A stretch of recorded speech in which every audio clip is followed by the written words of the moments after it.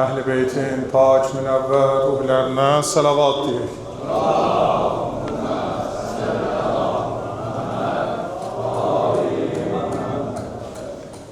Allahümme salli ala Muhammed ve ali Muhammed. Euzu billahi mineşşeytanirracim. Bismillahirrahmanirrahim. Esselatu vesselamu ala seyyidina Muhammed ve alihi teyyibine tahirin.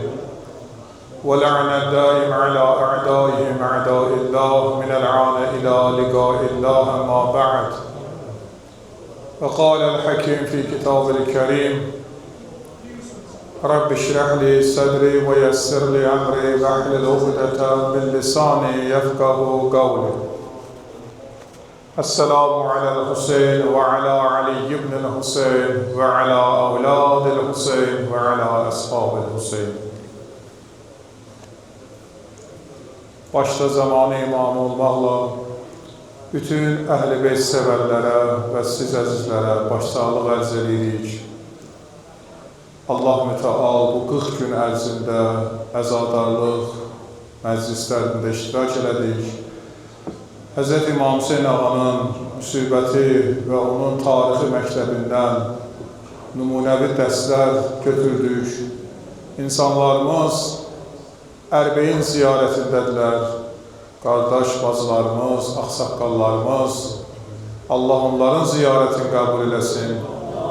Allah Teala siz əzizlərə gələn il Ərbəin ziyarəti nəsib eləsin və bütün dua ibadətlərimizi Allah qəbul eləsin və bu 40 gün ərzində əzadarlıq məclislərində xüsusən Azərbaycanın suverenliyi uğrunda canlarını fəda edən şəhidlərimiz yad olundu. Allah Teala şəhidlərimizi, şəhidlər sərvəri Hz. İmam Hüseyin ağa ilə məhşur eləsin və eyni zamanda valideynlərinə, əzizlərinə Allah Teala səbir, təmkin nəsib eləsin. Qazilərimizə can sağlığı əta eləsin. Onu da qeyd edeyim ki, bir neçə qazimiz Ərbəin ziyarətindədir. Allah onların da ziyarətini qəbul eləsin. Bu dualarımızın müstəcabə etməklə Peyğəmbər və onun Əhl-i Beytinin Hz. İmam Hüseynin Kərbəlasına səlavat hədiyyə edək. Allahümme salli ala Muhammed. Bir ömrümüz də belə keçir, Məhərrəm və Səfər ayı və eyni zamanda bugün Kərbəla şəhidlərinin sərvəri İmam Hüseyin ağa başda olmaqla bütün Kərbəla şəhidlərinin Ərbəin gecəsidir, məclisləridir. Və bu məclislər də bir tarixə qaldı və bir tarixə keçdi. İnsanlar oldu ki, bu əzadarlıqlarda iştirak elədi, insanlar oldu əzadarlıqları boş yanaşdılar və hər zaman olduğu kimi lazımsız, lüzumsuz sözlərlə öz ömürlərini belə yazıb keçib getdilər. Mən bu günləri bir neçə hədisi araşdıranda bir nəfər zəng elədi mənə. Dedi, bugün Ərbəin günüdür, dedim, bəli. 40 məclisi dedim, bəli.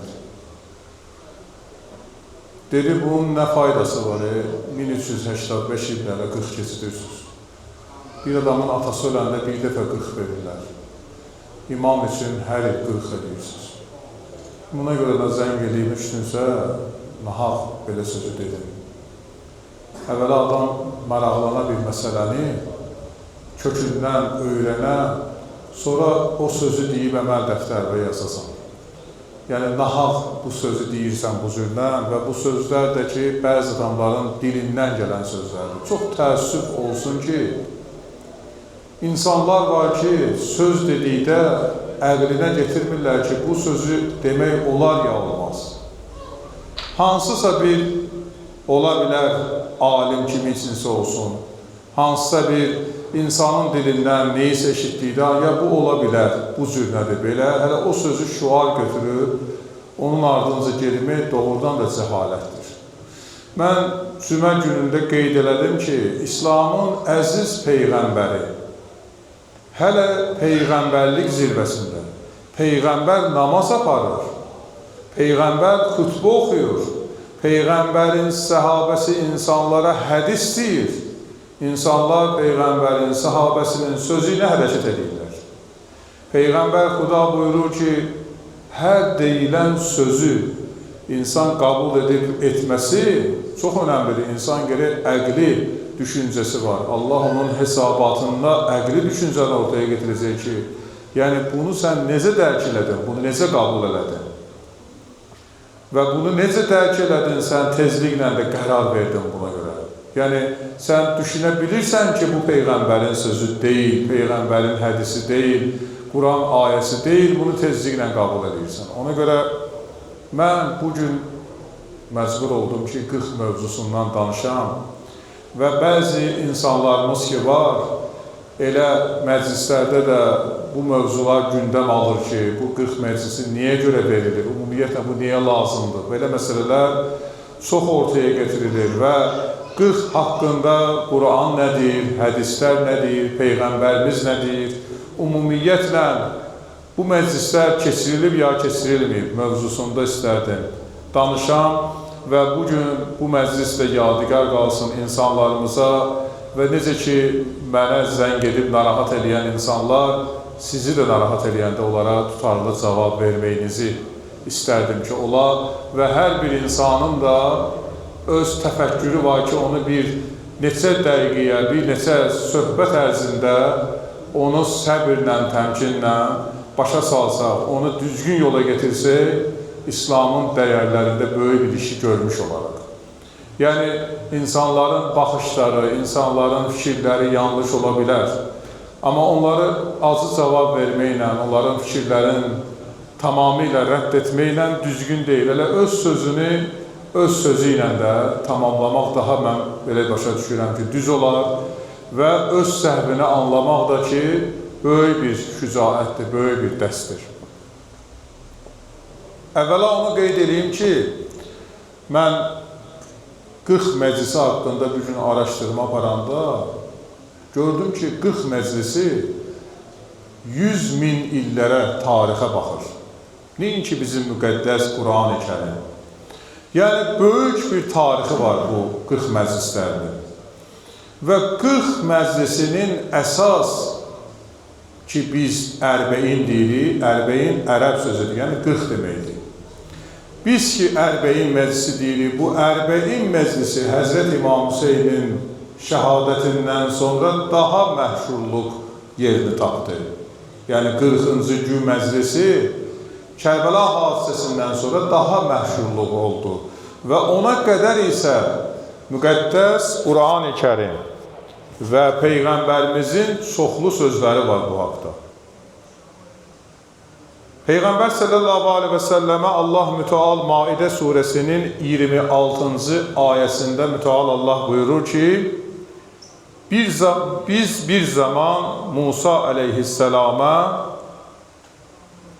40 gecə dua eləməyi və ona duanı vərdiş eləməyi tövsiyə elədik. Həzrəti Musa əleyhisselam 40 gün, 40 gecə Allahla münazat edir, dua edir. Və Həzrəti Musa əleyhisselamın duası müstəcaba yetişir.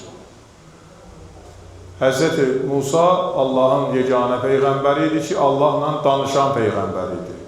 Mən sözümü elə bu mərhələdən getirdim ki, indi baxalım görək Musa peyğəmbərdə bu 40 məsələsini Allah önəmə getiribsə, indi görün nə qədər hadisələr var. Allah mütəal Əraf surəsinin 142-ci ayəsi Zilhəccə ayının 1-ci günündən 9-cu gününə qədər biz namaz qılırıq. Və o namaz Zilhəccə ayının namazıdır, böyük səvabı var. Və orada bu ayəni deyirik. Və va'adna Musa. Həmən ayədə Allah mütəal buyurur ki, biz Musa əleyhisselama 30 gecə Allaha raz niyaz eləməyi tövsiyə elədik və ondan sonra 10 gecədə dua və münacatı tapşırdıq. Beləliklə, Həzrəti Musa əleyhisselam 40 gecə gündüz Allahla münacat elədi. Allahla raz niyaz elədi. Başqa bir ayədə Allah Müteal buyurur ki, Həzrəti Peyğəmbər sallallahu aleyhi və səlləmə biz insanın dünyaya gəlməsini 40-cı günündə, ana bətnində uşağın dünyaya gəlmə mərhələsini, yetkinlik mərhələsini, belə deyək, artıq uşaq hansı bir mərhələdə olacağını məqam verdik və 40-cı gün isə Allah tərəfindən o uşağa diriliş bəxş elədik, 4-cü ayında isə uşağa ruh bəxş elədik. Allah Müteal bu ayələrdən bizə göstəriş verir ki, 40 məsələsi çox önəmli məsələdir və Şeyx Sətuq öz Amalı kitabında isə çox önəmli bir məsələyə toxunur. Buyurur ki, Həzrəti Adəm əleyhissalamın oğlu Qabil və Habil arasında münaqişə yarandı və qardaşlar biri-birini döydülər və son nəticədə biri-birini öldürdülər, biri digərini öldürdü. Və Qabilə Həzrəti Adəm əleyhissalam 40 gecə gündüz ağladı və oğlu Habilin bağışlanmağını onun üçün istədi. Yəni, baxaq görək ki, tarix nəyə yaxınlaşır? Yəni, biz bu 40 məclisini ki, əzadarlıq məclisləri ki, dünyanın hər bir yerində təşkil olunur, Ərbəyin adı ilə, insanlar bu cürlə deyirlər, yəni 40 məclisləri Həzrəti Adəmdən gəlir. Həzrəti İbrahim əleyhissalam, Peyğəmbərimiz buyurur ki, 40 günə Kəbə evini tikdi, 40 günə. Və bu Kəbəni ziyarət edən insanlar, edə bilməyənlərə Allah nəsib eləsin, ziyarətə gedəsiniz. Kəbə evini 40-cı gün tamamladı. Və 40-cı gün Allah Həzrəti İbrahimə belə dedi. Ya İbrahim, gördüyün işin müqabilində Allaha sonsuz həmd-i səna elə, evladın İsmaillə razı niyaz elə və bu sənin bir əsərindir, Allahın yanında bizim dostluq əlaqəmizin gözəl bir tarixi bir binasıdır. Həzrəti İbrahim Allahla dost idi, Allahın dostu idi, Xəlilullah idi. 40-cı günündə o Kəbə evi tamamlandı. İndi bu məsələlərə gəldikdə o adamlar ki, deyir, 40 məsələsi yoxdur, biz bu məsələlər hardan çıxır? Biz baxsaq görsək ki, İslam dinindən qabaqçı dinlər, Yahudiçilik, xaspərəstlik, onların dinlərində də 40 gün məsələsi var. Xaspərəstliyin özündə bizim dini dəyərlərimizə mübarək Ramazan ayında bir ay orucdursa, onlarda 40 gün orucluğun mahiyyəti var və o 40 gün orucluq isə bizim oruç tutmağımızdan fərqli budur ki, onlar çörək yemirlər, süd qatıq yeyirlər və 40 gün Allahın əmrində müntəzirdirlər və razı niyaz edirlər. Ne üçün o 40 gün edirlər, 30 gün, 28 gün, 39 gün eləmirlər? Demək, Allah belə istəyir. Allah bu cür istəyir ki, 40 gün ərzində olmalıdır bu və bizim o insanlar ki, 40 məsələsinə toxunduqda ki, bir adam dünyasını dəyişdi, tamamlandı, belə deyil. Peyğəmbər sallallahu aleyhi və səlləmdən hədisimiz var. Buyurur, bir insan dünyasını dəyişdi, ona son deməyin və onun üçün axır deməyin. Onun üçün əvvəl həyat başlandı. Allahın Rəsulü buyurur ki, Allah müteal mənim üçün 5 əlaməti sirri saxlayır. Peyğəmbərimizə deyir. Yəni, Allahın Rəsulü özü deyir ki, mənim üçün 5 dənə əlamət sirridir. Onlardan biri isə ruhdur.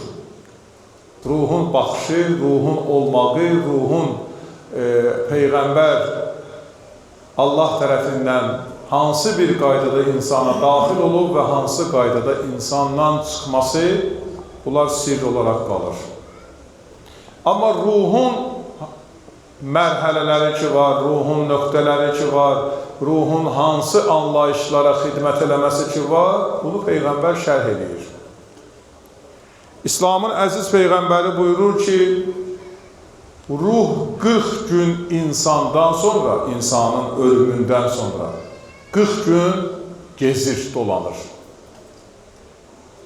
Bir adam dünyasını dəyişdi, ona cənazə namazı qılınır, yəni usulü verilir, kəfənlənir, cənazə namazı qılınır, dəfn olunur. Hədislərimizdə var ki, bir adam dəfn olunduğu mərhələdə torpağa tapşırıldıqda ruh və cəsəd artıq bir-birindən ayrıldılar. Ruhun yeri bərzəx aləmidir, cəsəd isə torpağa gedir. Mən çox incə bir mətləblərə bugün baxmışam, amma ruh qayıdır, cəsədə qayıdır yenədən. Bilirsiniz hansı mərhələdə qayıdır? İslamın əziz Peyğəmbəri hədis-i qüdsüdə Allah mütəal buyurur ki, ruh cəsədə qayıdır, amma ona daxil olmur. Onun çürümüş halını görür, onun hesabdan sonraki aqibətini görür və belə bir söz deyir. Bir ömür mən səninlə bir yerdəydim. Axı, deyirdim bunlar eləməklə. Bu işləri görmədim. Və bu sənin nəticən. Məni sıxıntıya salan sən ol. Bax, maraqlı bir dənə məsələni istəyirəm deyəm sizə. Hər birimiz bir yerə gedəndə, bir işin dalıcan gedəndə, hansısa bir işi görəndə, iç dünyamızda 2 nəfər bizi ilə danışır. Elə bil ki, bizimlə söhbət eləyir, o söhbət elə bundan ibarətdir. Deyir sənə ki, gedməkdən də bura. O məclisdə sən iştirak eləməsən yaxşıdır. Bunu eləməsən yaxşıdır. Və ya oturmusan həmən yerdə, içində başlayır bir söhbət eləməyə, danışıq gelməyə. Buradan durub geçsən yaxşı olar. Buradan uzaqlaşsan yaxşı olar. Bu, ruhun göstərişləridir. Belə deyil, ruhun sənə verdiyi komandalardır ki, sən buradan uzaqlaşsan yaxşı olur. Geçsən yaxşı olar. Amma sənin istəklərin ruhu qət edir. Deyir, yox, mən nöş gedməliyim buradan.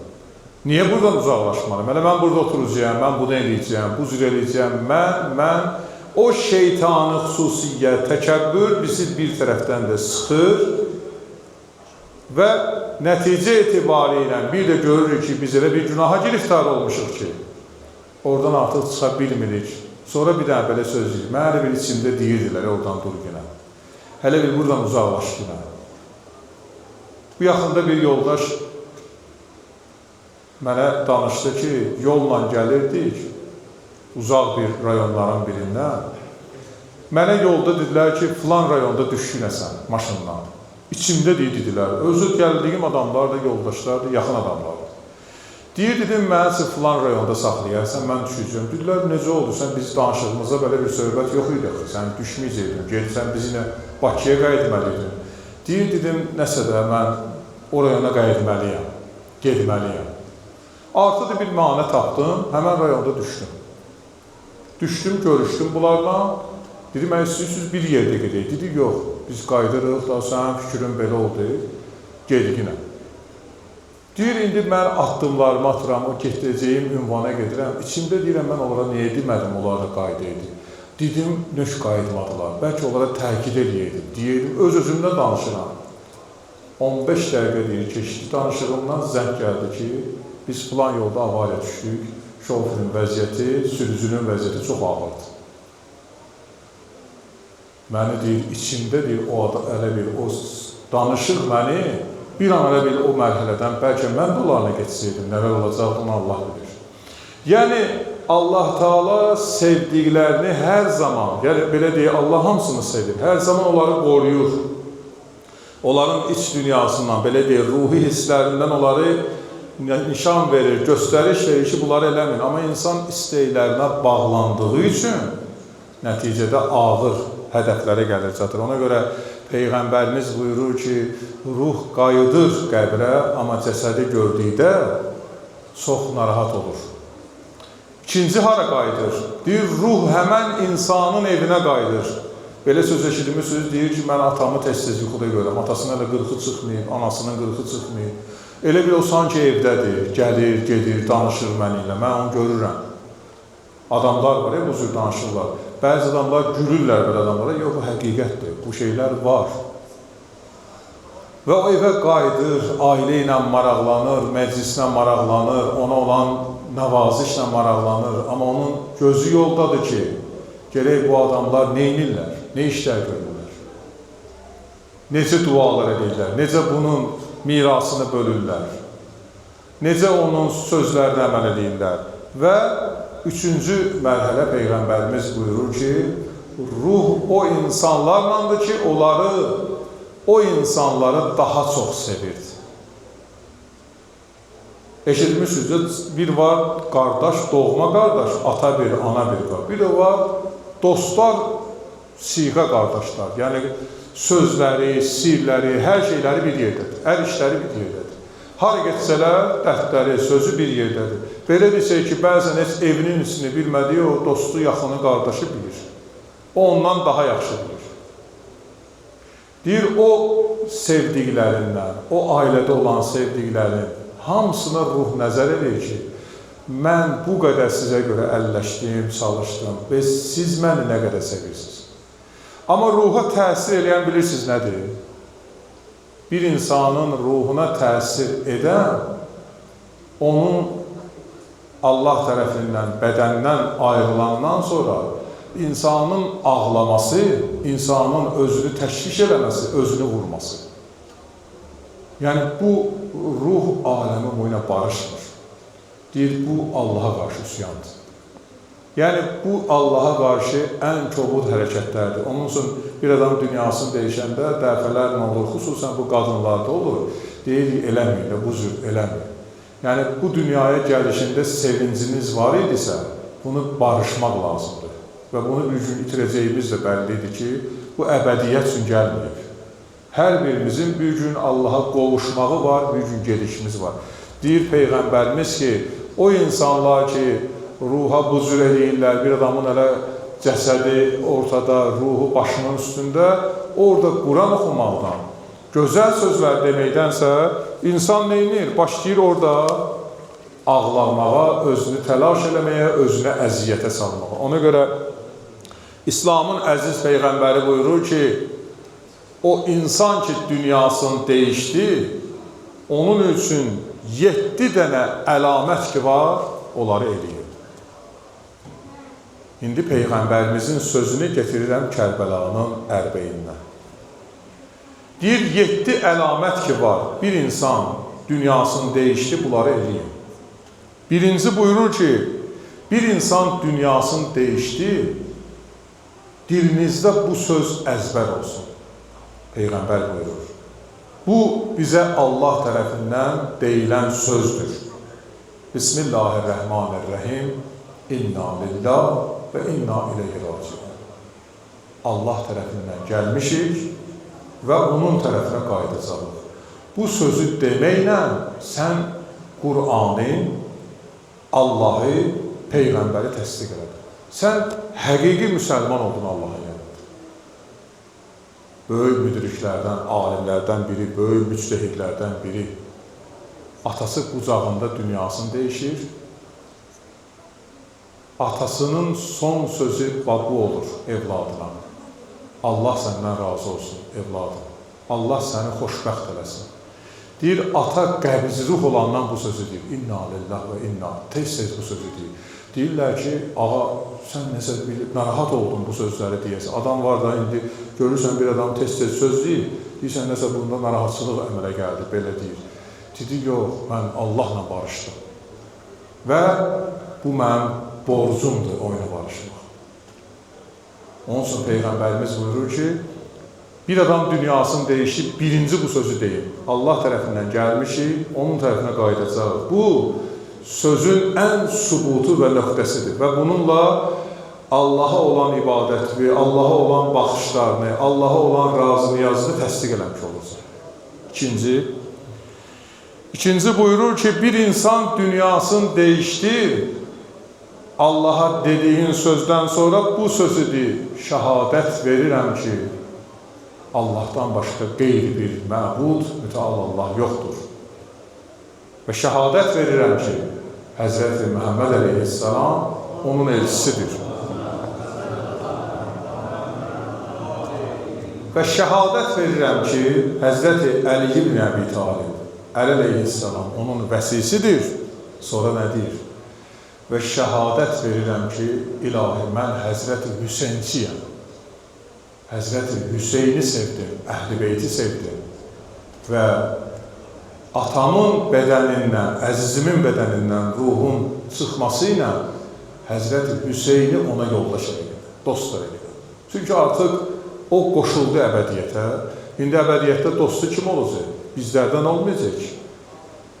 Yəni, insanın Allah yanında dostları ki var, onlar sirdir, onlar biz bilmirik. Bizlərdən, yəni biz bilmirik kim onun dostu olacaq. Burada dost olduğumuz adamla orada dost olacaq, onu da bilmirik. Amma hər bir insana dost Həzrət Hüseyin gözəldir. Bu sözü deyiləm. Sonra Peyğəmbərimiz buyurur ki, bir insan dünyasını dəyişəndə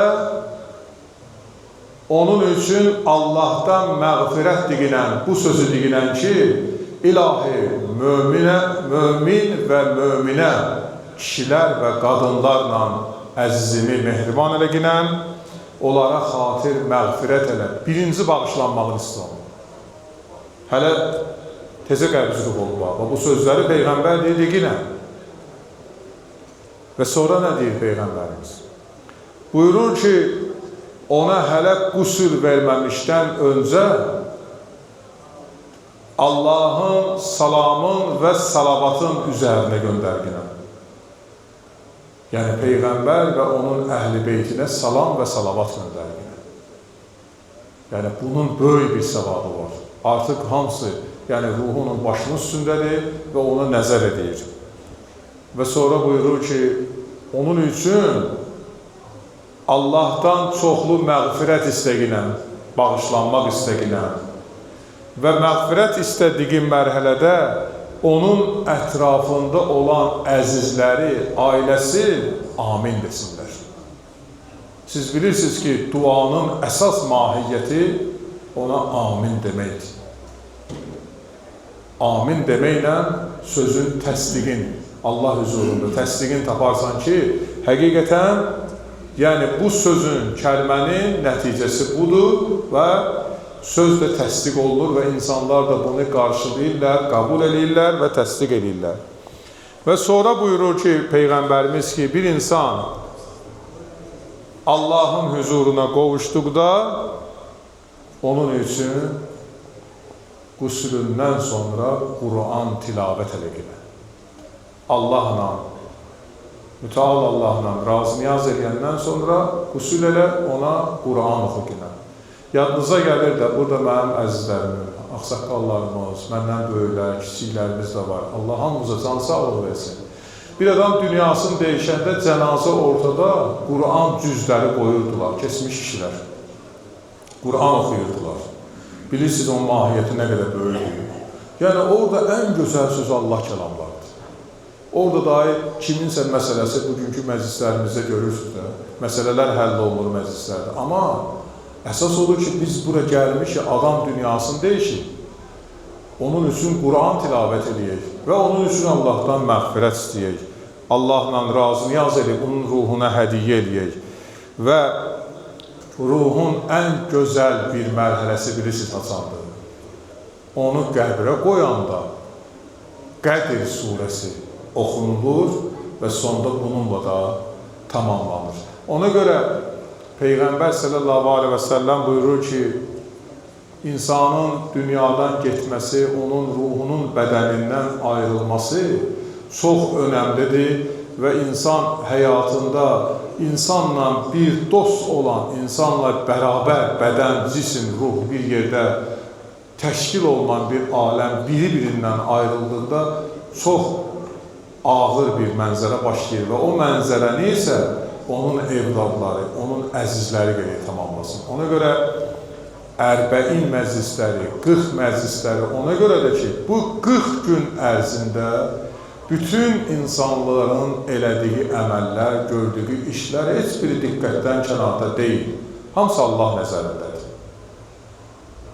Və biz bu əzadarlıq ki edirik Kərbəla şəhidlərinə, sözümü bu hissəyə getirirəm. Ne üçün 1385 ildən çox olan bir tarixdə biz yenə də əzadarlıq edirik? Hər il şəhadət günü, əzadarlıq gününü keçiririk və Kərbəla əsirlərinə, Kərbəla şəhidlərinə göz yaşı töküb ağlayırıq. Bilirsiniz, insan ölümü, insanın qeyd elədiyim kimi ruhunun bədənindən ayrılması çox ağır, çətin bir prosesdir. Bu sözdə asandır. Adam var ya, bir-birinə deyir ki, sənə öləsən, sənə qayıtmıyorsan, ağır sözlər deyənlər var. Əzizlər, belə şey eşidəndə qoyma bu sözləri desinlər. Bir adamın ölməyini istəməyi, bir adamın, yəni nə qədər sən qəddar olasan ki, bir adamın ölümünü istəyəsən. Yəni onu sən yaratmamsan axı. Onu yaradan mütəal Allahdır. Və özü də əcəl vaxtını bilir. Amma Kərbəla şəhidlərinin əcəl vaxtı deyildi Kərbəlada. Onları zalimlər zülmə verib öldürdülər. Elə mərhələ var ki, o artıq yazıdan çıxmış bir mərhələdir. Allah lənət eləsin Yezid mərhuma. Dünyaya o qədər aludə oldu bu zalim ki, Peyğəmbər balasını gözündə çox kiçik gördü. Onların ömürləri, onların ruhları, onların bədənləri, cəsimləri hamısı gözəl bir ruhiyyədə idi. Onları zülmdən o zalimlər faciəli şəkildə öldürdülər. İnsan ölümü, insan faciəsi belədir ki, insanı ki, öldürəndən sonra ona zülm eləmək, o cəsədə zülm eləmək, başın bədənindən çıxarmaq, bədənə cürbəcür zülmlər eləmək, Kərbəla hadisəsindən başqa bütün hadisələrdə belə bir mərhələ görülmür. Yəni, ən ağır hadisə Kərbəla hadisəsidir ki, unudulmaz hadisədir. Və bu ərbəin məclisləridir ki, bir adam dünyasını dəyişəndə onu dəfn kəfini aparıb qayda qanunla dəfn eləyəsən. Amma bu Əhl-i Beytin şəhidləri, Peyğəmbər balalarının cəsədləri, mübarək cəsədləri hamı torpaq üzərində qaldı. Və onların cəsədləri torpağa tapşırılmamışdan qabaq onların əhl-i əyallarına toxunuldu. Onların əhl-i əyalları əsir olundu, onlara zülm olundu. Yəni, o faciə unudulmaz faciədir. Heç vaxt o faciə unudulmayacaq. Və burada Allahın iradəsi var. Bugün, əzizlər, baxın görün, Məkkə ziyarətinə 2 milyon, 3 milyon adam ziyarət zəvvar olur, vacib bir ziyarətə. Allah onu vacib edir. Amma Ərbəyin ziyarəti vacib deyil. 30 milyon, 40 milyon adam zəvvarıdır bu ziyarət.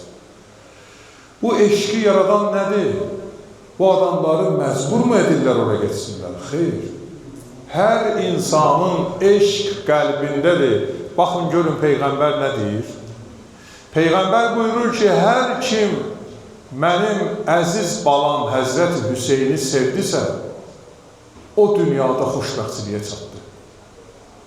Hər kim Hüseyni sevdisə, o xoşbəxtlər bağçasındadır.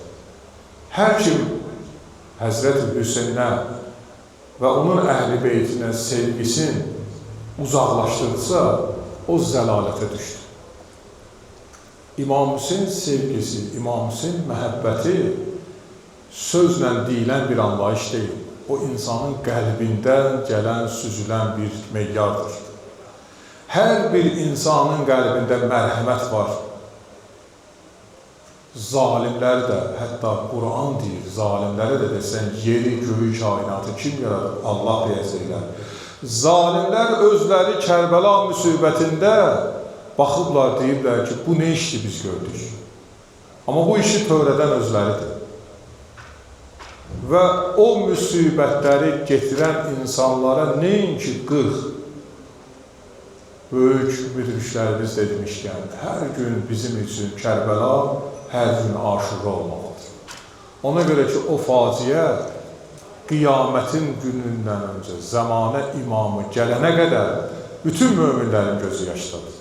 O faciəni hər insan gözünün qabağında canlandırır, hər insan gözünün qabağında o müsibəti yaşayır və barışa bilmir ki, zalim Yezid lənətullah, Ömər Səd, İbn Ziyad lənətullahın gördüyü işlərini ki, siz Quran Allah deyə Peyğəmbərə və onun əhl-i beytinə belə biganəlik elədiniz.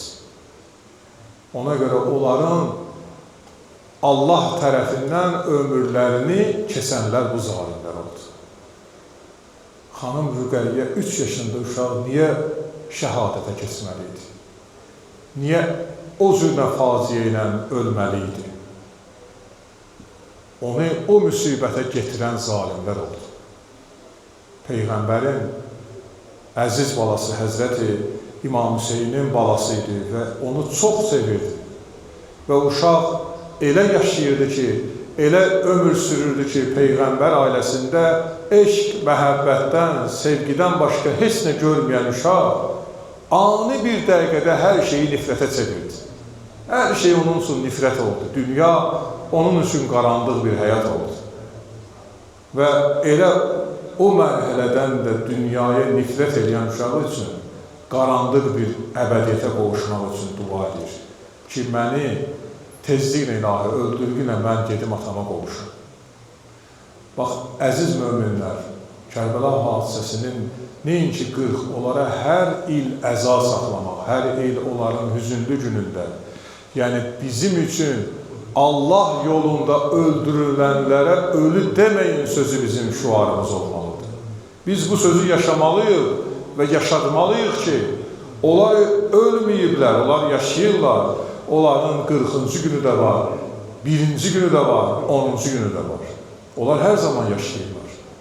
Çünki Allah onları yaşadır. Bu bizim məsələmiz deyil. Bizim məsələyə qalsa, Məhərrəm ayı başlayandan insanların fikirləri xeyir məclisləridir, gezməkdir, dolanmaqdır. Amma bunu Allah eləyir.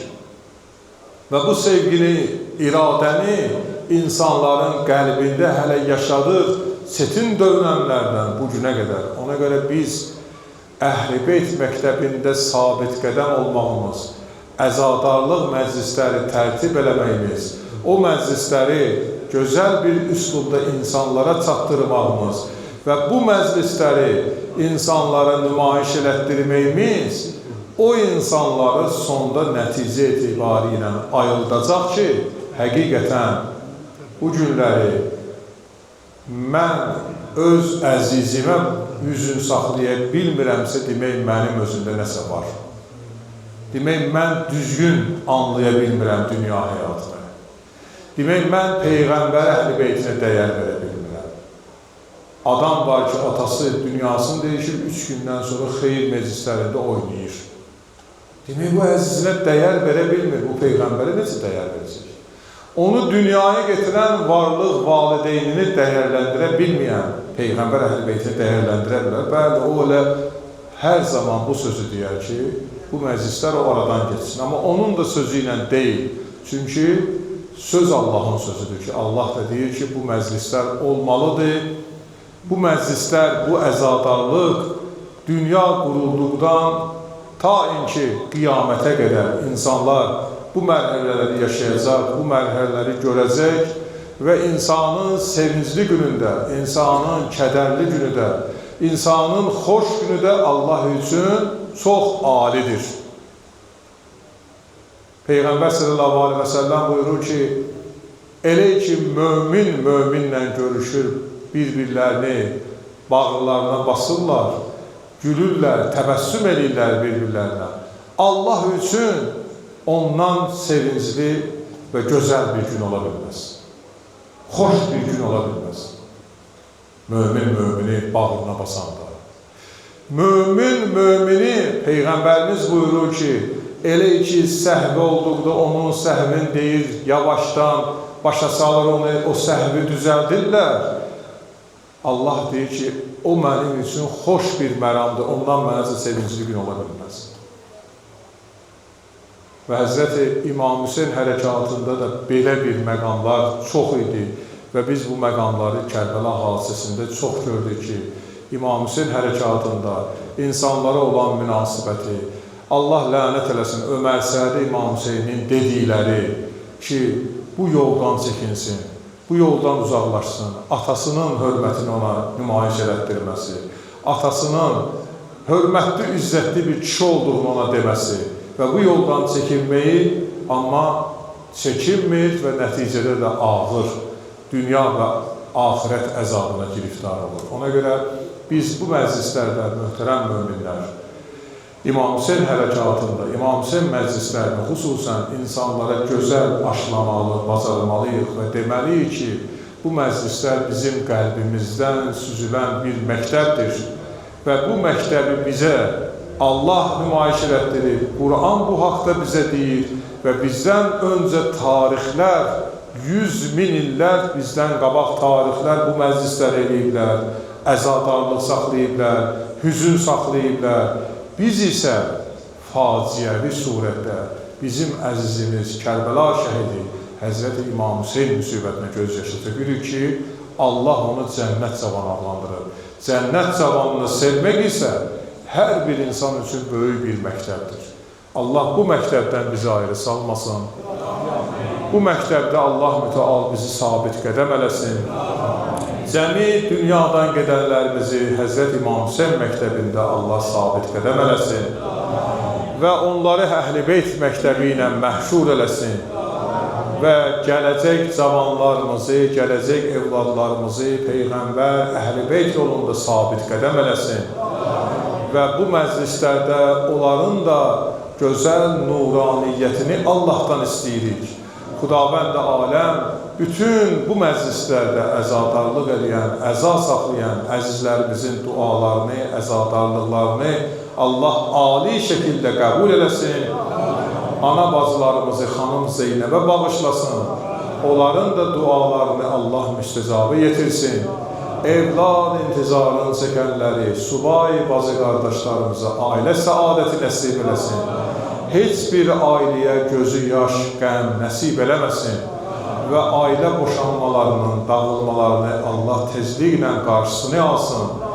İnsanlarımızı, cavanlarımızı Allah biri-birinə rauf, mehriban eləsin. Allah Teala'ya an verə göz əzəmətinə bütün bugün cəmiyyətdə baxsaq, cəmiyyət belə bir mərhələdədir bugün. Bütün insanlar əsəb gərginliyinə yaşayır.